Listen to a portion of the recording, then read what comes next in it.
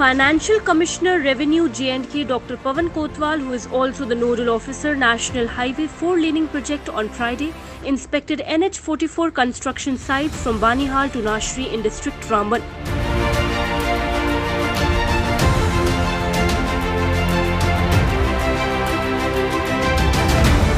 During his one-day tour, he conducted spot-wise inspection of construction works. He informed that the land acquisition process has been completed and all the working sites have been handed over to the NHAI to start construction work.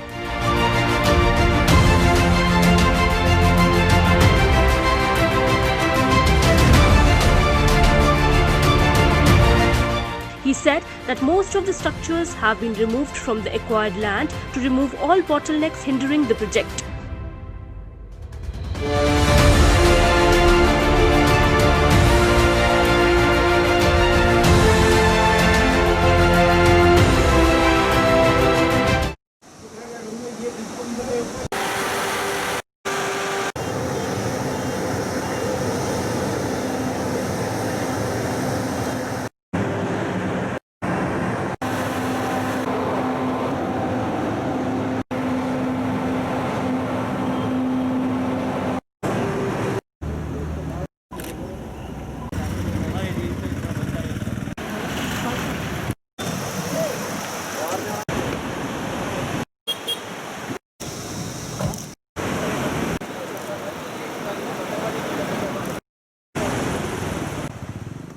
दुरुस्त फरमाया कि ये हमारी जो सबसे important road है,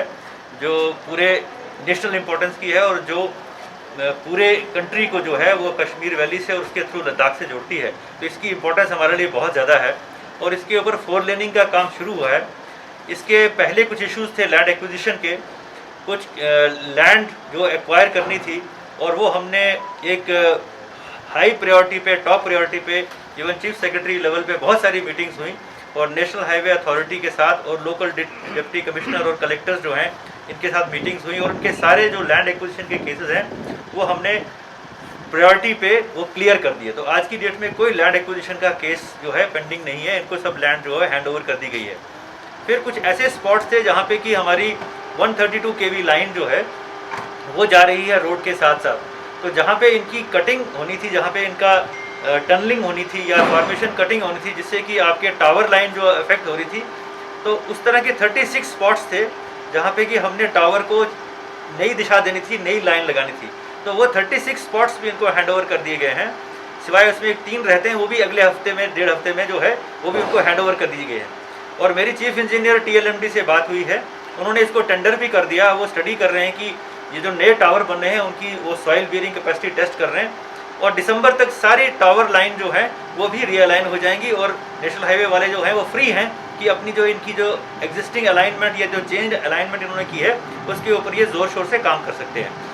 बहुत सारी जगह पे ऐसे इश्यूज़ थे कि स्ट्रक्चर्स आ रहे थे, मकान लोगों के आ रहे थे, वो मकान भी सारे के सारे जो है वो रिमूव कर दिए गए हैं। मैंने हर जगह, हर स्पॉट पे जाके इंस्पेक्शन की कि ये मकान जो है वो रिमूव कर दिए गए हैं और राइट ऑफ वे जो है वो नेशनल हाईवे अथॉरिटी को जो है वो अवेलेबल करवा दिया गया है। और कोई एक स्पॉट सिर्फ ऐसा 2 किलोमीटर का स्ट्रेच है जो कि अभी इनका टेंडरिंग का काम अभी नहीं हुआ है, बनिहाल के पास वो है। मेरी उम्मीद है कि वो भी जल्दी उसका भी टेंडर किया जाएगा और ये एक इंटरनेशनल क्वालिटी की हाईवे जो है हमारी श्रीनगर से कनेक्टिविटी के लिए, वैली से कनेक्टिविटी के लिए तैयार हो जाएगी। अभी इस तरह का प्रोजेक्ट जब रहता है कि एग्जिस्टिंग रोड और नया काम साथ में होता है, उसमें टर्म्स एंड कंडीशंस होती हैं कि आपने एग्जिस्टिंग रोड को इस सूरत में रखना होता है कि वो ट्रैफिक जो है उसमें भी दिक्कत ना आए। तो उसमें हमने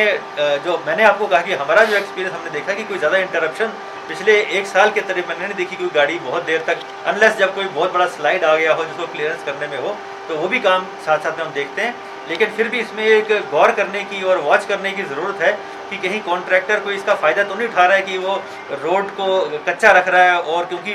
कॉन्ट्रैक्ट में तो उसका भी पेमेंट जो है उसमें प्रोविजन